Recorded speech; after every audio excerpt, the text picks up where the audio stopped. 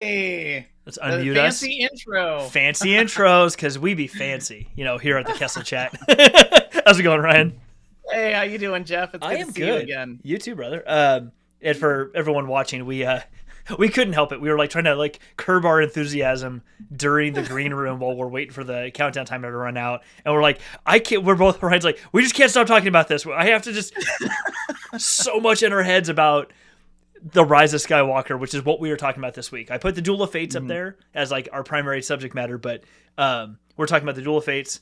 We're script from Colin Trevorrow. We're talking about the Rise of Skywalker. Should this have been 2 movies? I mean, we just got so much to cover. So thank you everyone who's watching. It's so awesome to have you here. If you are here, shout out where you're from, where you're watching from. Put it in the comments. We will happily do that and talk with you. If you've got questions along the way, throw them in the comments. We'll happily chat with you about that stuff. But we have got just so much cool stuff to talk to. And Ryan, I'm going to let you kind of lead this one off because when you came out, when we kind of wrapped up the last episode and you're like, I have these things, like you had like the most natural segue at the end of the last episode. Like, and then you haven't read the Colin Trevorrow script and plotline. You got to do this. I got to let you go. Okay, like, I don't know. Okay, so we were just talking about this before we went on the air. Like, this is a topic that happens in my house like all the time. Like, unfortunately, my wife has to listen to me talk about, oh man, this could have been done differently, or this could have been done differently. And on Monday morning, quarterbacking the Rise of Skywalker, and sometimes the whole sequel trilogy. But I feel like if you're a Star Wars fan, this is like a thing that you do. There's your holy trilogy that no one ever touches, where it's like Star Wars to Jedi, where it's like, oh, we'll leave that alone. But like, I was a big fan of the Michael Beretti Belated Media series around if he rewrote episodes 1, 2, and 3, which, by the way, I don't agree with all of his choices, but is a great alternate universe. I almost wonder what those prequels would look like, and I feel like there's all of this. Oh man, it's not a good, and this is sometimes like a toxic fandom, which is where people start to go, oh, like I feel like there's a toxic fandom, a part of release the Snyder cut. And so I'm not one of these fans that's like, release the Trevorrow cut, because obviously that was never shot. But I'm really interested in this alternate path that Disney could have taken.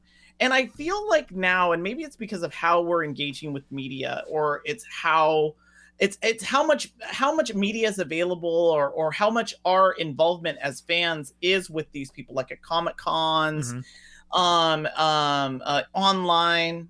Like I think about things where you have fan bases like Game of Thrones, like the DC expanded universe, like Star Wars, and people live in this time also where you get wonderfully executed movies like that have a really good balance of really hard choices, but also a good mix of things like fan service, like the Marvel movies. And I think that people then start to go, oh, I wish it could have been this way.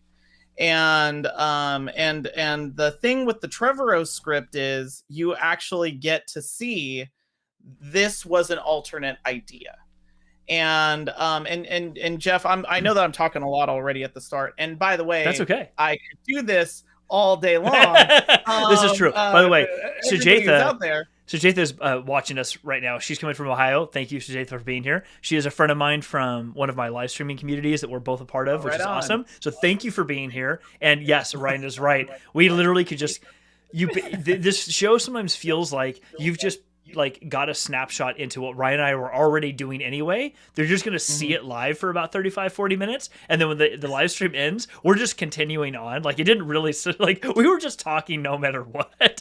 As No, this is literally, we are picking up in the show where we were in like the green room, like right before the show was. By the way, So true. I see our friend, mutual friend Matt Saunders, give Ryan Johnson a full trilogy. You could also make that I a Y. You could give me a full trilogy. I could write you an amazing trilogy of Star Wars. But I agree I with believe Matt. this. I believe this. Give Ryan Johnson a full trilogy. And this is what I feel like the issue is with and we were talking about this, Jeff, is, by the way, I'm a big Last Jedi fan. Like there's people that might be watching this and being like, oh, you love Last Jedi, you're going to defend it to no one. No, it's got its issues, but it is a really great movie. And even people that were on the outs with the sequel trilogy and on the outs with The Last Jedi have even come back now and said, of the three, The Last Jedi is obviously the strongest movie. And this is exactly the same way that people reacted to Empire when it came out. Empire received a number of negative reviews when it came out because it wasn't what people expected, and it was very, very different, and obviously had a lot of dark tones in it. And The Last Jedi, of course, was going to be just as divisive when it came out, because it was a movie that made decisions and took positions. And I think that what happened, though, even though I'm a big fan of it, is Ryan Johnson, and Jeff, you and I were just talking about this. Ryan Johnson kind of put them in a hard spot at the end of The Last Jedi. And I'd love your thoughts on this. I think it was hard because they got, again, I'll bucket this with the spoilers. They got, Snoke is out. Your big baddie is now Ben Solo, Kylo Ren, who you're also hoping that he's on some type of Zuko-like redemption cycle from Avatar. So how does your big baddie become a good guy at the end of your movie? You need another big baddie. Where do you go with these things? And of course, the very tragic passing of Carrie Fisher kind of only made it even more complicated. And I think they looked at the Trevorrow script and they saw the reaction from the audience from The Last Jedi, and they went, oh, no, we need to make this light, happy, and fun. And we need to do we need to make this a little bit easier, make it a little bit more accessible, make it a little bit more like the Force Awakens. Oh, hey, let's go get J.J. Abrams and come in. And I think that's where they had to start, and I think they tried to then work backwards from there. I'm sorry, go ahead. No, you're cool. I didn't realize I was muted there for a second. What's interesting about what you say there is earlier I had a feeling that, like, based off of our previous conversations, like, I feel like this is going to be that first time that Ryan and I finally disagree on something when it comes to Star Wars. We're like, oh, I should have had like an emote on a button that I could have hit that are like, explosion, we're disagreeing. But you know what? I hadn't thought about it the way you just described, which is Ryan did very much paint them into a corner when it came to, and I'm not saying it's a bad corner, but he did paint them into a place that, like, the story had to continue a very particular way. Or I should say it differently, is it didn't have to continue a different way. JJ could have come in and said, no, we're going to scrap that. We're going to do the Trevorrow thing and no big deal. And it probably would have worked fine. Yep. But something you just said that I realized as you were saying this is, and Kathleen Kennedy has said this, Kevin Feige has said this about the MCU too, when he's been doing those things. And so has Filoni and Favreau. All of them have said this stuff but I go back to Kathleen Kennedy, as much hate as she gets right now. Yeah. Something that she has stuck with, I'm paraphrasing, but she has basically put out a message that the reason for doing the decanonizing the Legends material and created a new canon is because now we have the ability to bring in a whole new audience into Star Wars that was never part of this before. Yep. And I think that's super, super important and critical to the reason they made the decision they did. One of the reasons they made the decision to do what they did for episode 9 is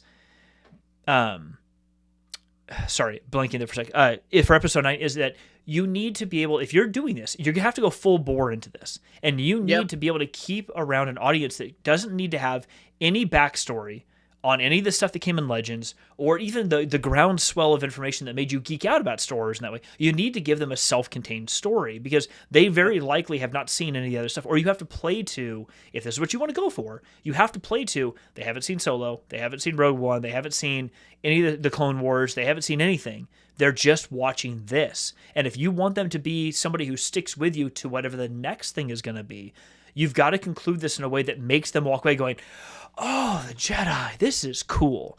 And Yes. as much as you and I want that Trevorrow idea and these deep geeky things that are fun, and it would have been amazing, the problem is all that thing you were trying to do by bringing in this whole new audience, this new generation of people to the idea of Star Wars and what it could be and what it has started to become, you risk losing all of them to like, you just went super nerdy on me and I don't get what you just put on TV. And you know what? Maybe I just won't watch the next thing you put out or that other thing you put out or the other thing you put out. And I think, that's a really important point. I'm sure it's a nuance and like one piece of the decision, but it really strikes me that that's a very strong reason why they went the way that they did. Oh yeah, I think and by the way, like I think that Return of the Jedi and the story that I think that Return of the Jedi is also affected by the reaction to Empire. I think that movies movies are very reactionary. Like I think that episode 2, Attack of the Clones and Revenge of the Sith are very reactionary to the fallout from episode 1. And so you see things where it's like there's adjustments that need to be made. And I actually agree with you. I think they ran into an issue of like the universe was really, really big. And I think they were worried about ending it in a way, like building up walls that would kind of end out like kind of bookend the Skywalker saga. I think what they were hoping to do with Rise of Skywalker was revisit these new characters, obviously, give them some closure on their journey, but then expand and make open the universe. And but I think in their attempt to try to do so, the story got lost a bit. And the person whose story to me gets lost the most is Finn's. Finn was my favorite character in The Force Awakens. And one of the things that I liked in the Trevorrow script that I think, and by the way, I keep saying Trevorrow, it's Trevorrow and somebody else. One of the things that I liked in the Trevorrow script, and by the way, there's another character that I'll get to, Rose Tycho, who I also feel like got a terrible disservice. Not just the character. Not just the character in the movie, but also the actress in real life. The actress. Which is a whole thing we should go down to. But I could talk for days on this. There are two characters that I really enjoyed that I actually enjoyed their storyline in The Last Jedi that I would have loved to have seen what happens in the Trevorrow script. So I'm going to jump in a little bit on that script. If it's okay, Jeff, I'm going to talk a little bit about the Finn story because that is one of my favorite parts. Like, I feel like you can get lost, and I know we've talked about this in other episodes, you can get lost in the Jedi of it all. Right. Hold that thought for a sec. Because, by the way, I think this is a really important thing. So, Sujatha said this a minute ago, I am that whole new audience. And, Sujatha, I'm really happy you said that because, Ryan, as you're going down this path, I think this is, Sujatha, we would love to hear I'd love to hear your input, too, as Ryan's going through this, because I think it's so important to like this larger story that they are trying to tell and to bring an audience into. So Ryan, I'll give it back to you, but like I'm really glad that you brought that up. No, and by the by, it's like I hold nothing sacred. I know that Jedi is a very popular religion. I have no religion when it comes to these things. But what I am very passionate about is storytelling. I love a good story. And by the way, like I didn't walk out of Rise of Skywalker bummed out. I walked out of episode 1 bummed out. I walked out on my birthday. I walked out of episode 1. It came out on my birthday, and the whole theater So sang me you're happy not a birthday. Jar Jar fan. That's what you're saying. No, I mean, look, I swear to you that like, okay, we're gonna take a quick diversion here, but episode 1, I was so excited for that movie. I mean, it was never gonna meet my expectations, but it came out on my birthday. It was one of the greatest experiences of my life. Like, this amazing day, and then it's gonna end with watching one of the most anticipated movie of all time. And I walked out with my girlfriend at the time and I've sat in my car, and I was just like, I think it was bad. And it was like hard to admit. And by the way, like I have a new appreciation for episode 1 now, but I didn't leave Rise of Skywalker bummed out. In fact, I brought my daughter to go and see that movie. My wife and my daughter and I all were there, and we really enjoyed it. I think though what I'm looking for is a little bit more. And to use Finn as an example, Finn's story is an amazing arc that I feel like deserves a little bit more to its completion. And a part of it is, here he is a stormtrooper who has to make some very big decisions, finds his courage in Force Awakens, and is potentially like Force sensitive, and is willing to sacrifice himself for his friends. In the end, at first I'm going to run away from this. I'm scared. And then he's like, no, I'm going to sacrifice myself for my friends. It's this amazing journey that he takes in The Force Awakens, which is then buoyed in, now I'm not just going to sacrifice myself for my friends. I'm going to fight for an ideal. And so now I'm going to live for something. Which I actually do like the Rose Tycho connection that he has, which is we're not gonna. She says we're not going to. I'm blanking on the line. It's not how what we kill. It's what we save. Essentially, it's how we save what we love, and that's another part of his arc. And so in the Trevorrow script, his journey is as a leader, and he comes across these stormtroopers who are on Coruscant. This story, by the way, is very complicated. I would recommend anyone go. There's Mr. Sunday Movies, I think, does a 7-minute overview of the Trevorrow script. So if you want to know, like 7 minutes, boom, you're done. And it's got concept fan art. That's not fan art and concept art. That's all connected. So I think that Finn's story is one of these things where here he is on Coruscant, and he comes across these stormtroopers who are like him. They are people that are lost, that are looking for a direction, and Finn leads them. And I feel like there are these things, these big concepts that are not closed on. Finn is stolen from his family. It's like an alternate Jedi story where Jedi children are taken to the temple, and here, no, he's stolen from his family. He's given a number, literally just given a number. Yeah.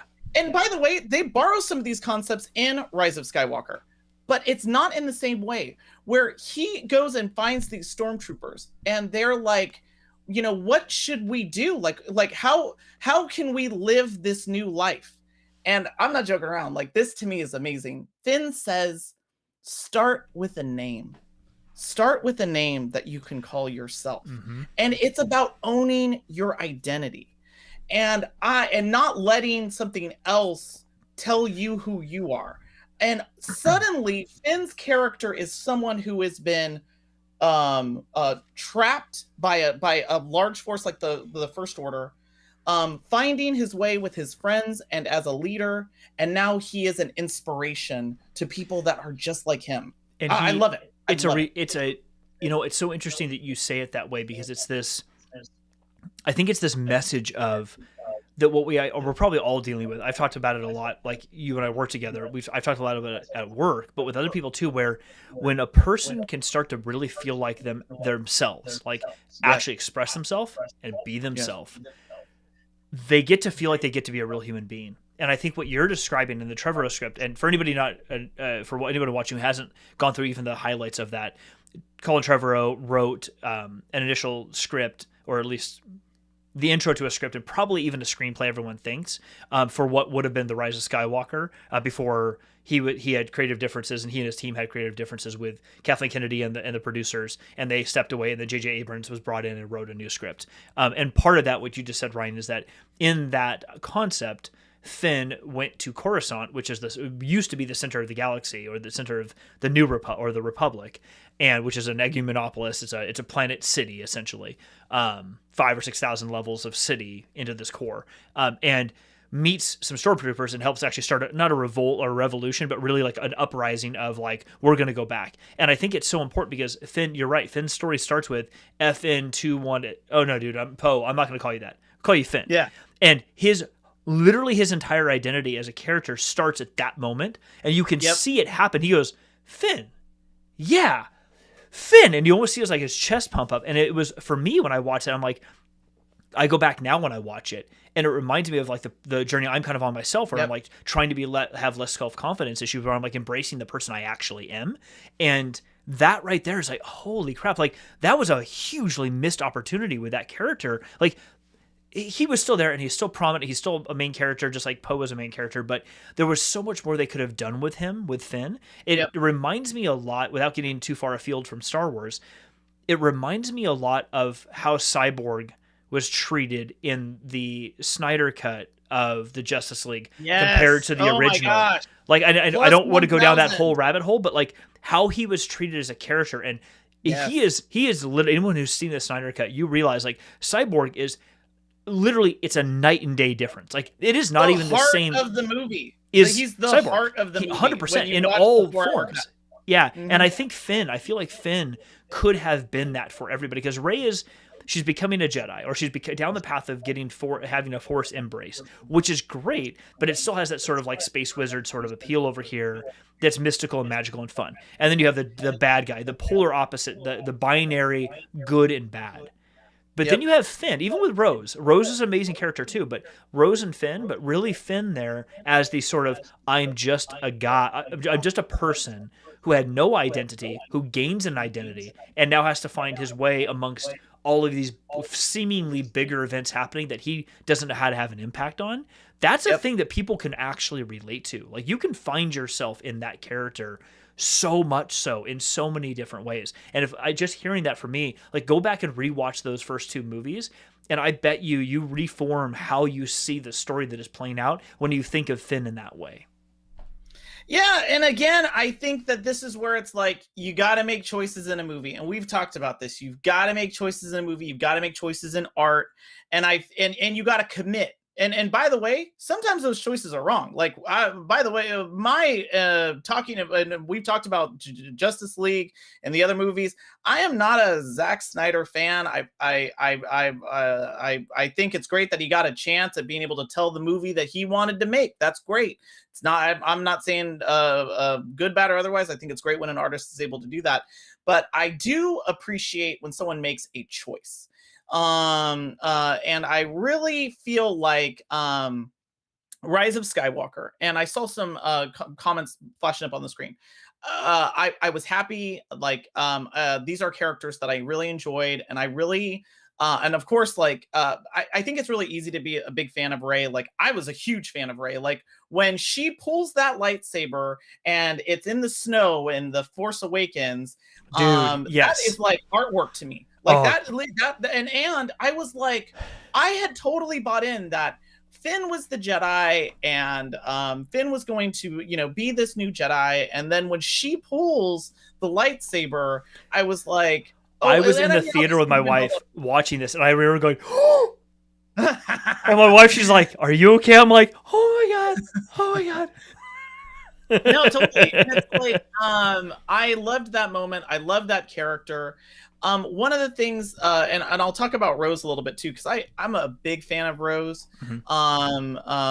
And I feel like Rose did not get what she deserved, and the actress, I should say too, did not get what she deserved in Rise of Skywalker.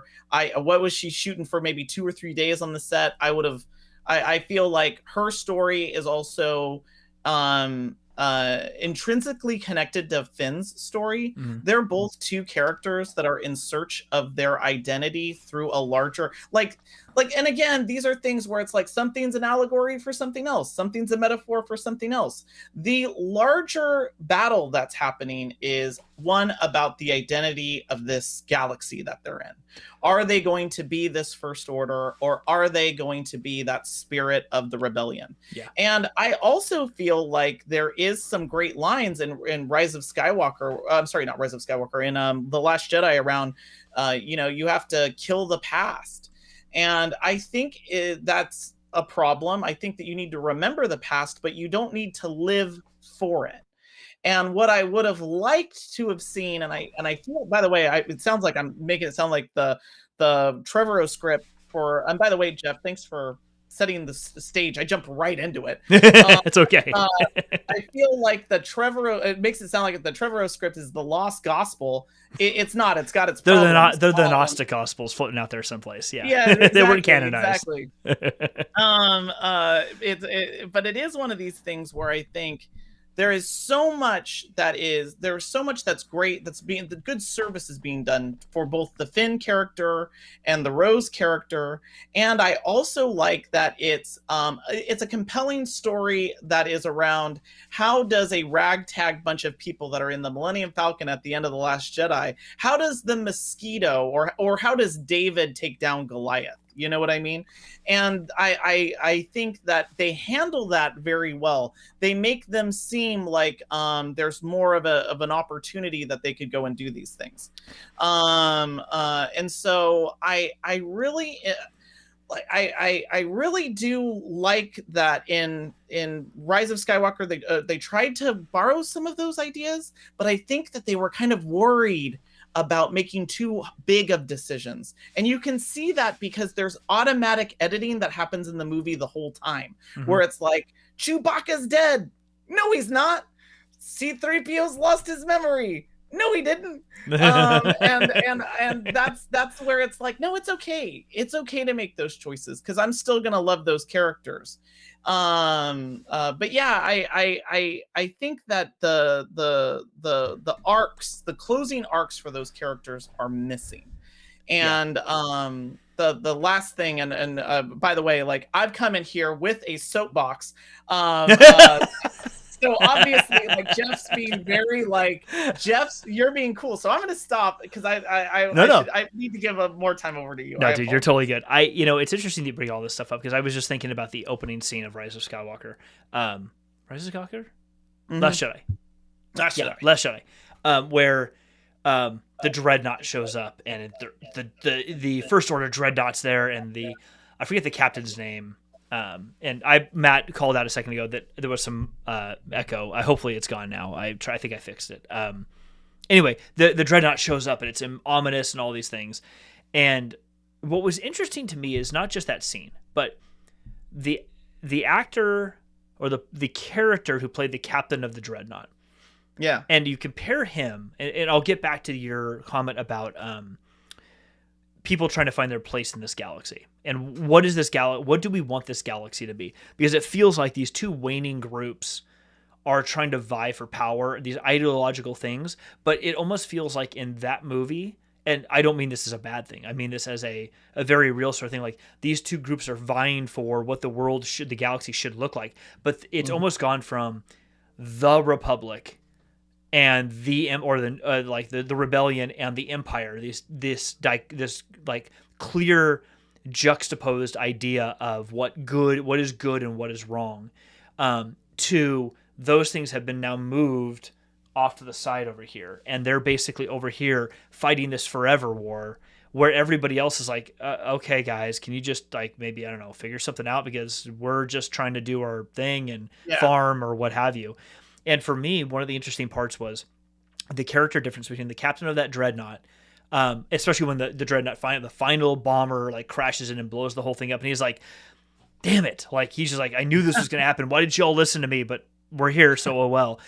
You compare him to the captain of one of the Star Destroyers who finally kills Huxley, or I don't think he kills him, but like that he's on there, and you can tell that he is very like, I am here for you, my emperor. Like, I Yeah. forget what the character's name was, but he's like, I'm here for you. The end. And it's like you have the fanatic, the person who follows the demagogue, and you have the person who's a career person.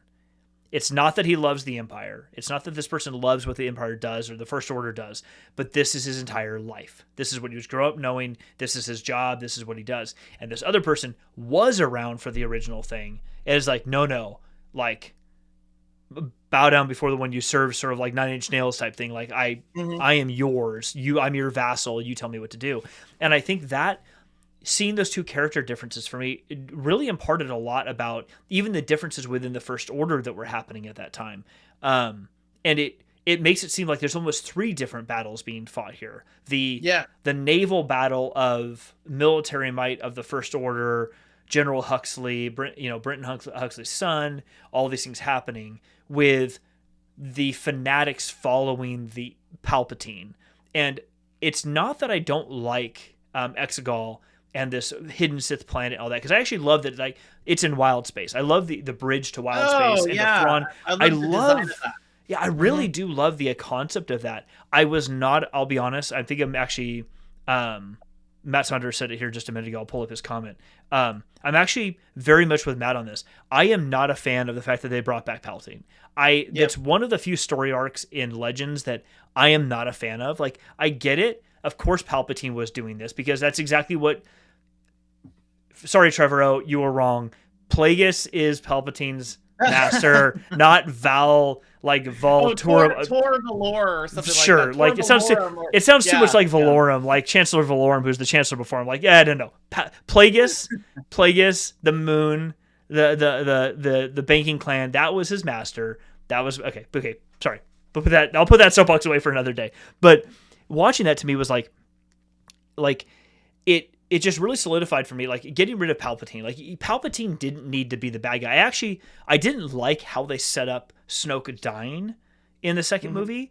I didn't like how they set it up, but I'm glad that that's how it played out, because it allowed Kylo to show that there's a humanity there. He could be saved, big air quotes, but that it still was going to require an interaction between him and Rey.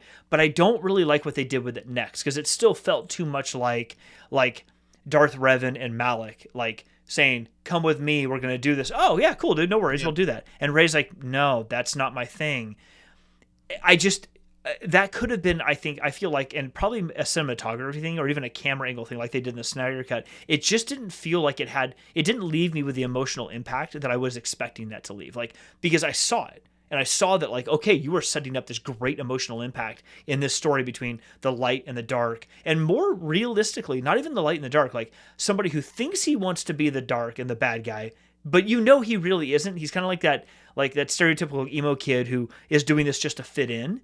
And then you Yes. have, and I don't mean to be derogatory to anybody, but like, then you have No, no. Rey, who is like, I don't know what I want. Everyone tells me that I get Jedi. I got force powers. I can pull summon a lightsaber to me, but I don't know what the hell this is. Like, I don't know what this is. I actually liked that. I liked that they're like the light and dark, but not really, because they don't actually really know what, like, he's just a pissed off kid because he doesn't really know what this really means. He doesn't know what it means to be Sith or be a dark side. Like, he's not Dooku. He's not like, I chose this and I knew what I was getting into.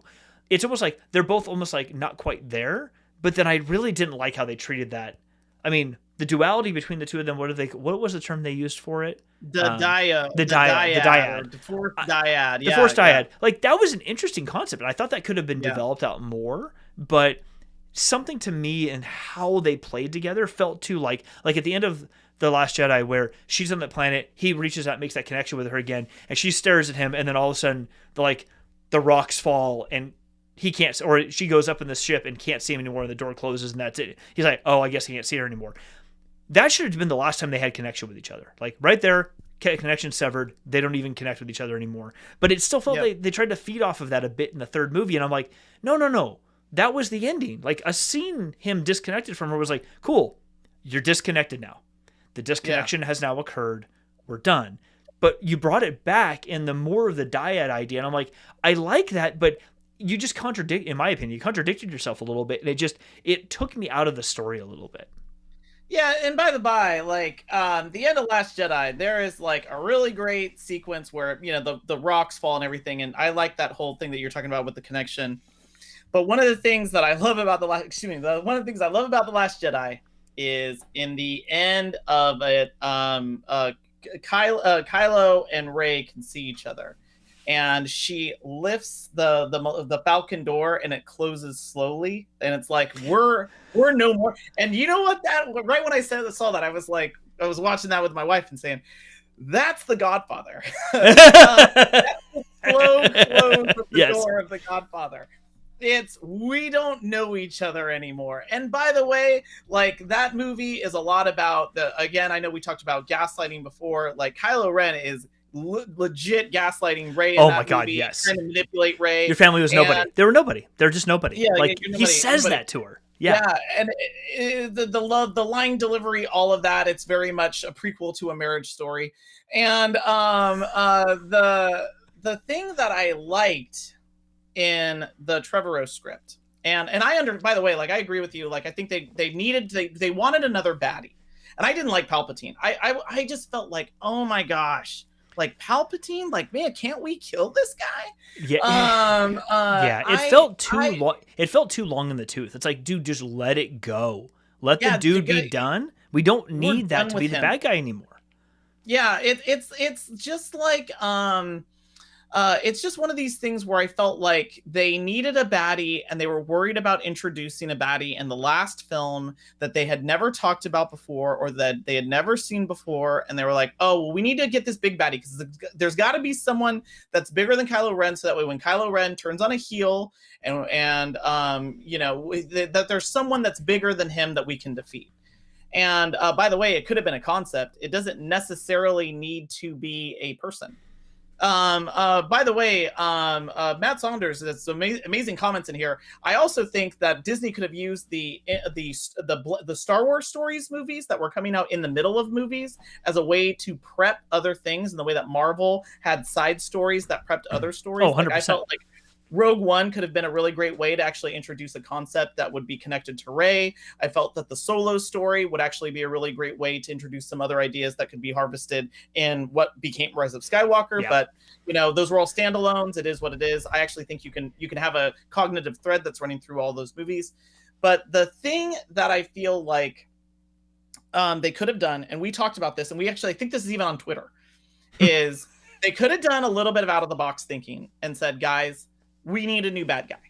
And guess what? They introduced the Emperor. I mean, the concept that the Emperor is around, but the Emperor doesn't become a threat until Jedi. They don't have a great. They have like a weird ghost image in Empire, but in he's like he comes out of his like encasement, my master, and kneels down, and there's a hollow, and he talks to him very much like Snoke does in the Force Awakens for a moment, but then that's the end of it. It's like, that's fine. Like, we don't need him to be. He doesn't need to be like Vader is scary enough. Like, you don't need Palpatine to be the thing. And the third movie, it made sense that he was there because he was going to end up being the crux of what they were doing. But yeah, I'm with you. Like, Palpatine didn't need to be the baddie in the last one. He didn't.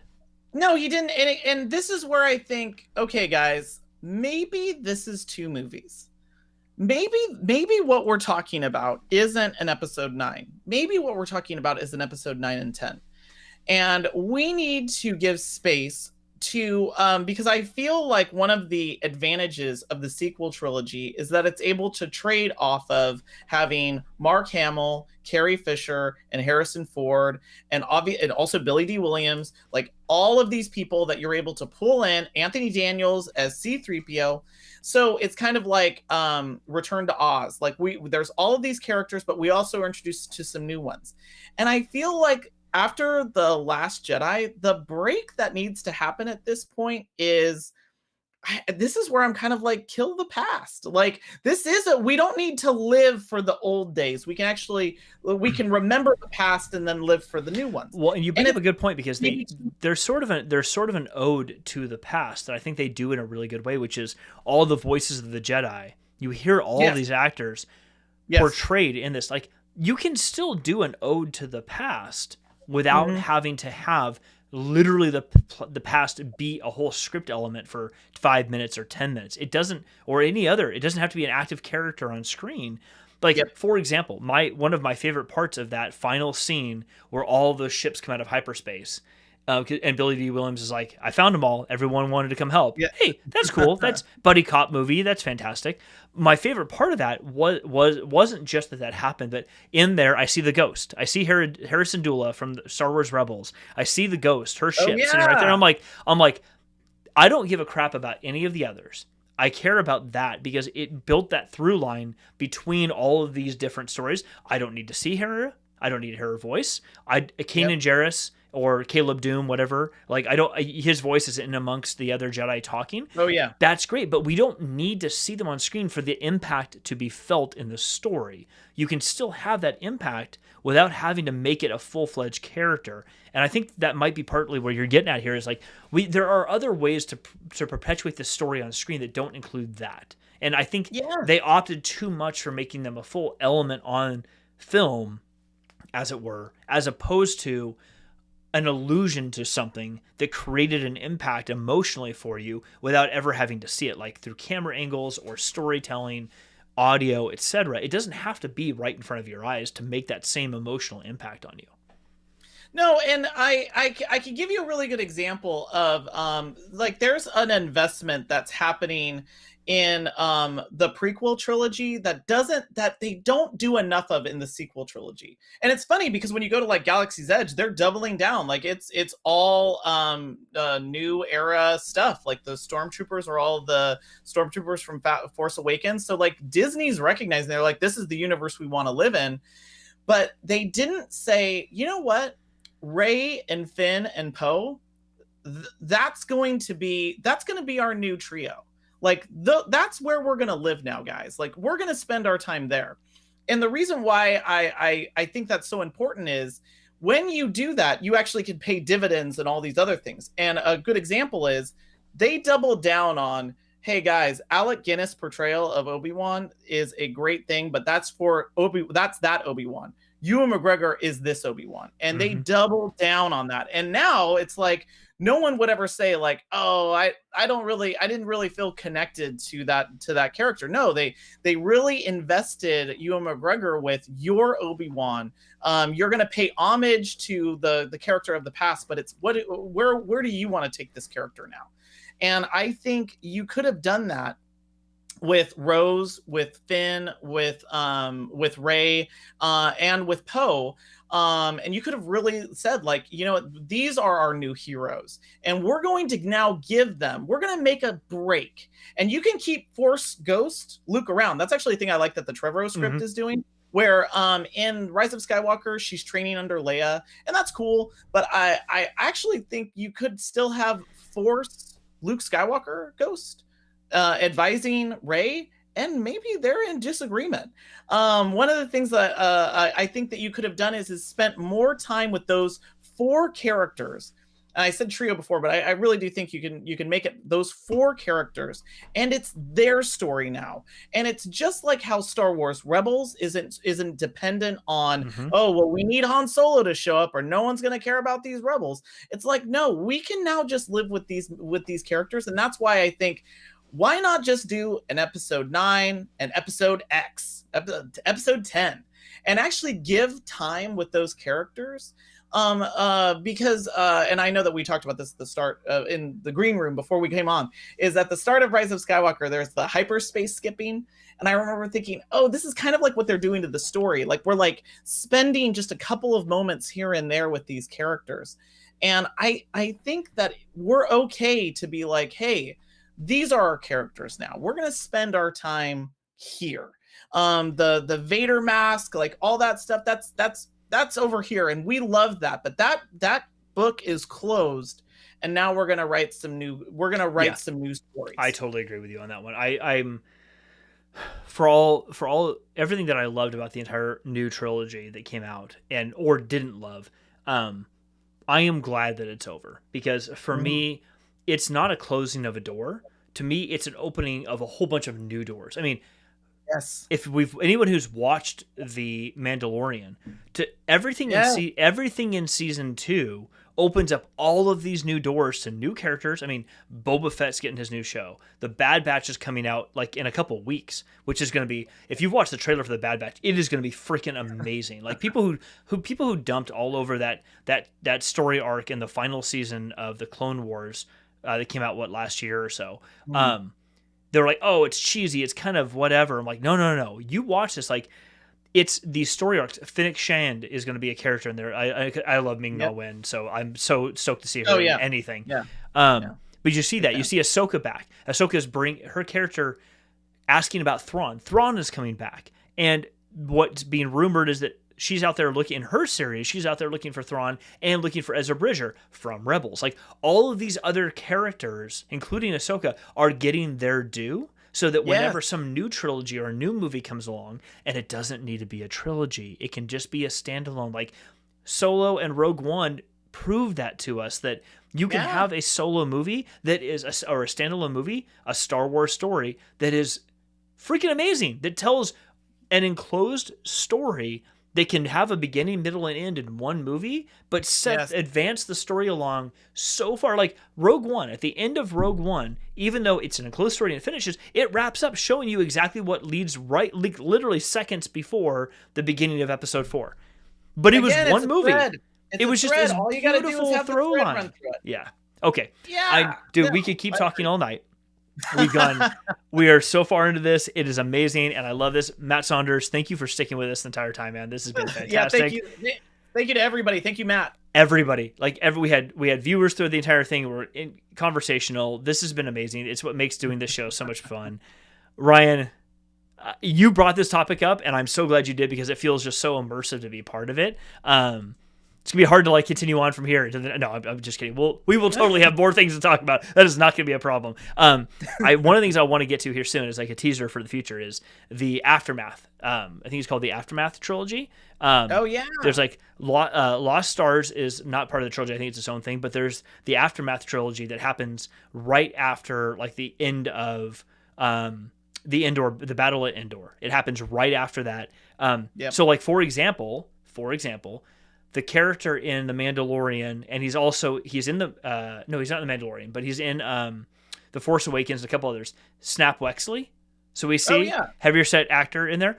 He's in the Aftermath series. We meet the character when he's in he's like 17 years old. 16 or 17 years old. So that's when that story takes place. And then he's back again in these stories. And for me, that's what I love. That's what I absolutely love, is to see these characters that we have never seen before, that people will go, oh, he's a side character, or she or he is a side character. It's like, no, they're not. They are potential main characters who have a story that we haven't just seen yet. And for me, I love that, because he's not a Jedi. He has no special powers, but he has a story to tell that relates to everyone else who's in the galaxy. Another example of this is in the new High Republic series. Guess who? Remember in The Force Awakens, at the very beginning, I forget the actor's name, but he plays Lor Santeca right in the very beginning, who Kylo is trying to get the map from, and Poe gets the map from. Max von Sydow. Exactly. I was so excited when he was. He plays, and you're like, there must be a backstory here. Well, guess what? In the High Republic, in the very first book of the High Republic, The Light of the Jedi, which I have back here someplace, the Santeca clan is a part of that story. And they talk about how they're the ones who've discovered and mapped all these hyperspace lanes. That's what they do and how they've made their riches. And it connects Lor Santeca with the Santeca clan. And there's clearly a gap, because that's hundreds of years ago, but there's something to be told there. And it creates these backstories for all of these other characters. And it's basically recreating what Legends used to be for a new audience, but we don't have to do it in these big, huge, grandiose trilogies. I am a massive fan of these series on Disney Plus that are 5 episodes long. I'm in the middle of The Falcon and Winter Soldier right now. There's 2 more episodes. That's it. It's just 6 episodes. But the backstory and the subtleties you get of all these different characters through something as simple as a 1 hour, 6 episodes of a show. People are like, but it's not a movie. It's 6 hours. Like a Yeah. movie is at best 3 hours if you really are pushing it. Maybe if you're the Snyder Cut, it's 4, but it's like 2.5 to 3 hours. This is 6 hours of content. I mean, WandaVision was like 8.5 to 9 hours of content. Like there is so much more content that is involved in these TV series than you can ever squeeze out of a movie. I don't care if you're Peter Jackson, the original Lord of the Rings, with 3-4 hour episodes that are 12 hours long. Like 12 hours, that was the first season of WandaVision.